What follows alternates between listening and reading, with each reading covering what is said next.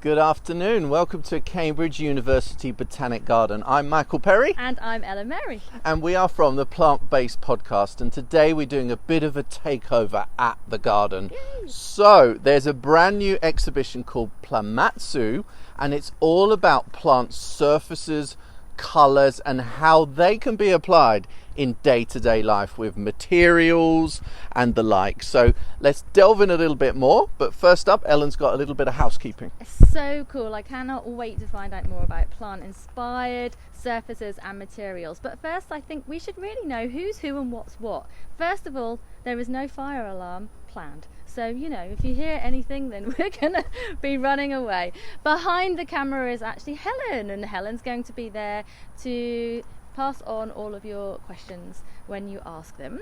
And we are bubbling with our little plant buddy little bubble, aren't we? And inside we're going to meet Silvia, who is a physicist, and what she doesn't know, it's absolutely fascinating. So I can't wait to delve in.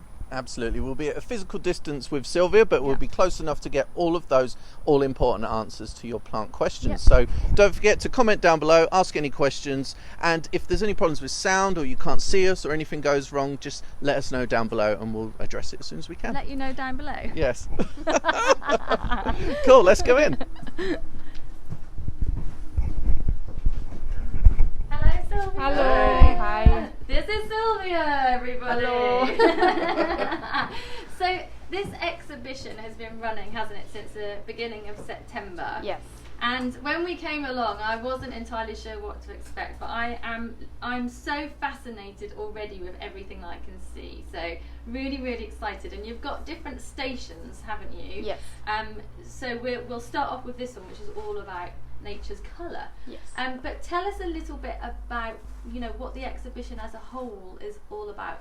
What is it here to inspire and to discover? So this exhibition is about a European project that many different groups were participating, and the main aim was really to bring together physicists, chemists, plant biologists in order to understand how plants make their own materials, but also how we can then take inspiration from plants to make material that can find use in our everyday technology, but more sustainable, because then we really aim to use same material that comes from plants, so cellulose like cotton, and then you will be amazed of what you can achieve with the same type of structure. Plants are so cool, aren't they? I know. So here we're going to look at some colours. This is iridescence, because blue is not always blue, is it, Silvia? Yes. So blue in nature isn't real, is it? Am I right? No, it is real. It's a real colour? Yes, you have it. You have it also. So real color, you generally might say real color, the color that comes from pigment, the same pigment that we use to dye our clothes, or maybe we use to paint like a wall, right? So these are color that you might call them real color because they are obtained by a mechanism which is called absorption. So you have the sunlight, part of the light is absorbed by the molecule, so depends on really of the material itself. Yeah. And part of the light is reflected, and that's the color you perceive. Okay. So, but there are another class of color that this is what you refer, that they look glittery, iridescent. So this type of color are not a property of the material, but are a property of the structures. It sounds weird, but if you think about a soap bubble, as soon as you have the liquid, it's totally transparent, right? But as soon as you make the bubble, so you have a really thin layer of water, and this thin layer can interact with light with a completely different phenomenon. It's called interference. Yeah. And then if you really are able to manipulate material on that scale, you can create color in this way. And then you get the color that are really like really shiny, metallic. They have this metallic tint, and also can be actually iridescent, so that the color look different depending on the angle that you are. Really, all you need in your life is a physicist. That's all you need to describe everything.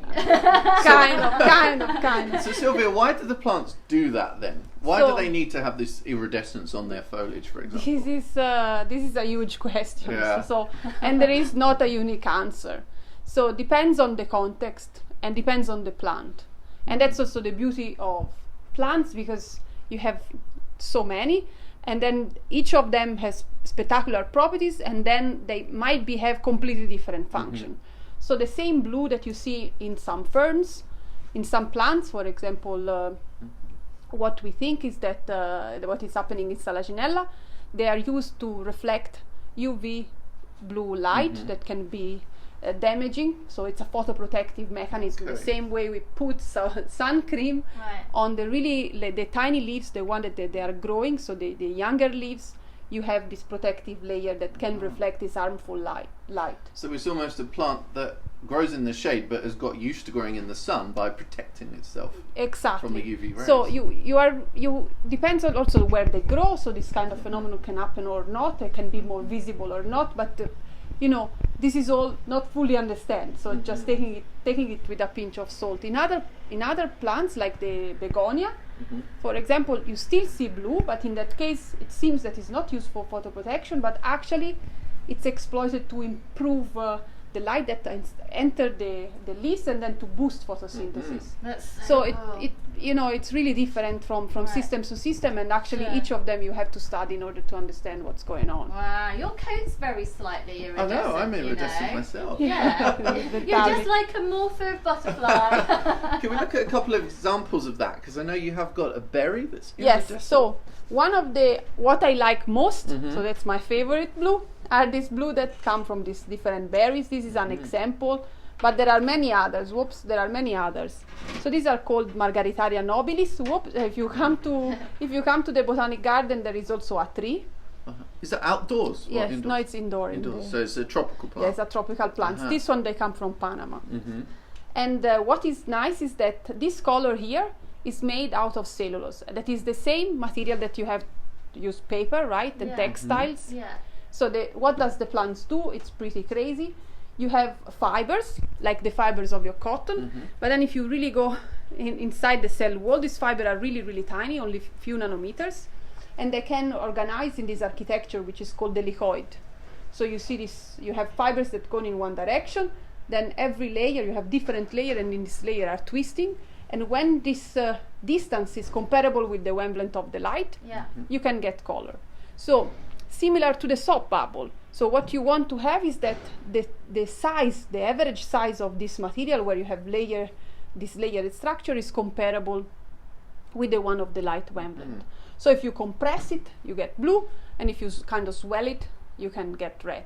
Yeah. So I don't hear, like, it's my amazing. mind is blown here. I think it's pretty amazing by itself, because it's kind of we still don't know how, for example, plants can control to this level of sophistication and this length scale, creating architecture that are pretty regular, and they look like this. How do they know? Like, Yeah, how we do don't they know. how to do Yeah. that. That's the kind of science That's that we haven't discovered. That's what we are working on, but we still didn't get there. In several years. So it's complex, because you have many material that interact, and the way they interact, it's challenging to understand. But what we can do already, that I think it's pretty cool, we can really copy what we have the architecture here. Yeah. So you can take cellulose, you can isolate it from wood pulp, that is also the same, you make papers, but we can also take it from old textile, or from mango peel, banana peel, so all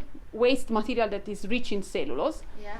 And if you know how to do it, you can actually recreate this color in the lab. So these are cellulose film that, instead of looking transparent, right, they have the same structural color. But this is pure cellulose, so you could eat it. So the important question for me is, how can we translate that to everyday materials? What can we learn from this plant? So, for example, this type of system, what we want to do, we are really trying to use them as pigment, so to replace commercial pigment formulation or commercial glitter, but with the advantage is that at the end, once you have this, once you are able to make it, this is 100% cellulose. So once it goes in the environment, is not anymore. It's not organic glitter. Yes, it's 100% organic glitter, and actually, if you keep it in water, and you just leave it outside, it starts to become moldy, because it's essentially degraded. Wow. Okay. So it's not like it does. What is glitter now? You have it plastic or inorganic material. Yeah. So this one, it's really not harmful. I wonder what the easiest to grow iridescent plant is that we can grow at home in the UK. So I think that the begonia is that. Yeah, of course. You buy them. Pavonina. Yes, the begonia you can buy them. There is another one is called Macrosorum. Also the Macrosorum, it's something that grows and actually grows pretty well. We were able as well to grow inside the polia. It works pretty well inside. If you get the seeds, it's working. So they are not difficult to grow. Everyone's going to be looking out for this begonia now, aren't they? Everybody. What have we got at the next station over there? They're moving on. Don't forget, you guys can ask any questions at any time. If you're wondering anything about the iridescence or anything that you see coming up, then drop the question down below and Helen will feed it through to us. She will. So here we change a little bit gear and we change topic, and then we look at the surfaces. Okay. And we look at surfaces of the plants. So we don't care anymore about the color, but just look how they feel and what can you get out of a surface. And also here I think it's pretty exceptional, because you might not think that plants can do something special, right? Yeah. But already the ability, to stand outside with that, like with the horrible weather without getting soaked, you need to have material that are good enough and they are able to repel water. And especially plants that lives on water. So you think about the lotus leaf, right? It has properties that are really impressive. The one that's looking at you all of the time, basically, that one. The one that looks like it's got all the little eyes. That's scared of that. Trypophobia, isn't it? If you are able to produce material that have the same type of property, you might say, why are they useful? So at the moment, for example, Teflon or treatment that you have on your car screen when they clean your car, the car wash, sometimes they can put a layer of material that makes the screen that doesn't wet that easily. Yeah, it's a repellent. So that repellent, so that the water just drop away without having you to clean. And in fact, these are called also self-cleaning material. Or you also have it in your glasses often. That when you have the droplets don't stick. So at the moment, this type of material is made out of inorganic particle or small nanoparticle. But the plants can do it with, again, natural polymer. So a natural material, and plants waxes. have been doing it for years. Yeah, they've been doing it a long time. And actually, I think it's like people have taken inspiration, and the way that the plant can develop such we call them hierarchical structure, because you have structure that are on the nanometer scale, structure that are on the few micron, and then they are macroscopically big, right? So you have complexity on different length scales. So if you think about manufacturing something like this, from a point of view you make it in a company, it's really challenging, because it's difficult to address all these different scale at the same time with the precision that you have it in plants. So this is, for me, it's one of the most fascinating things. And you've got one of those examples here with the salvinia. Yes. Haven't you? Yes, and the salvinia is particularly crazy in terms of performances. In fact, it works. It is so hydrophobic that that could, but it also has the property that you could actually use it to remove oil from water. So they are developing materials that they can be exploited to oil spillage in the ocean. Wow! Because then they are really able to absorb selectively oil.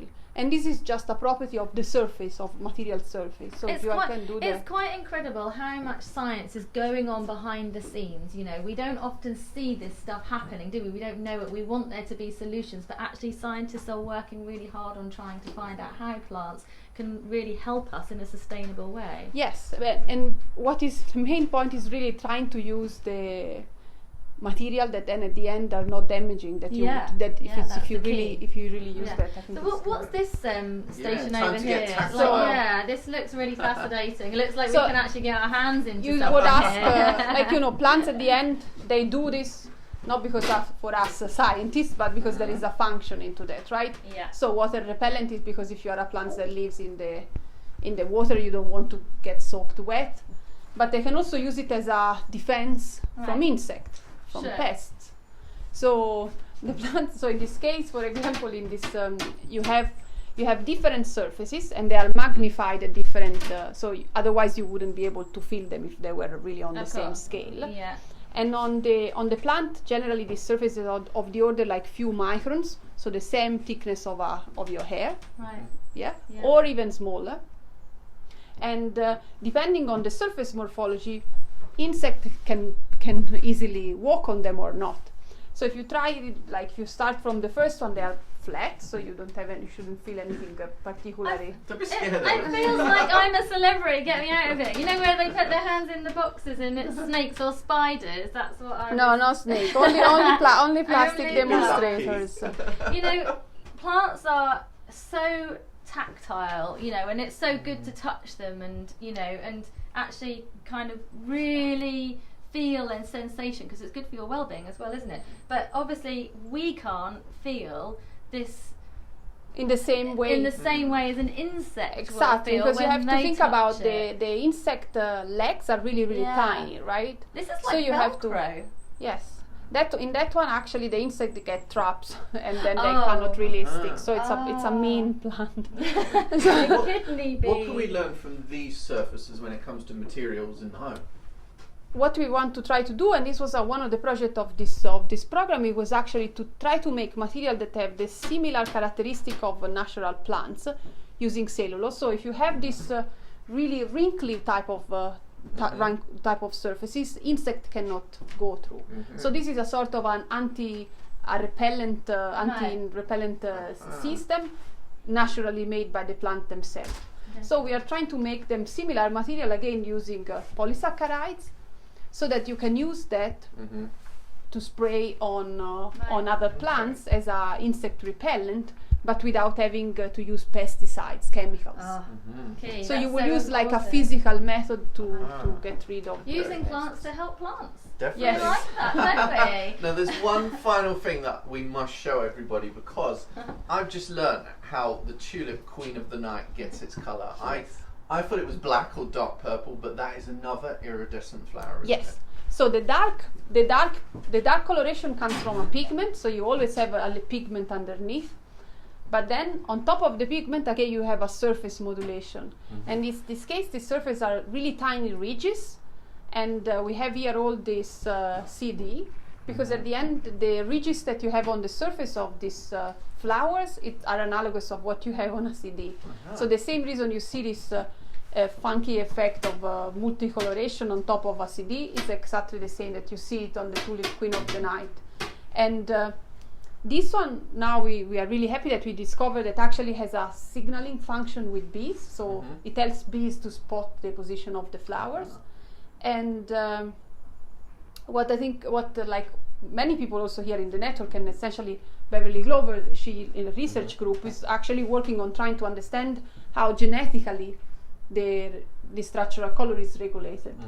So how can you genetically engineer a flower in order to have this special feature? You know, true blue rose. There you go. One day maybe. Keep looking for that. You know, there is so much more to find out, isn't there, about plants, and we've really only touched the surface, haven't we? So thank you so much for everything you do and all the research, and for showing us around here today as well. No problem. Fascinating. And you know, next time you look at a plant, touch a plant, you know, study the colours in the surfaces, just think how important they are. And if they have funky coloration, contact us. That we will have a look at them.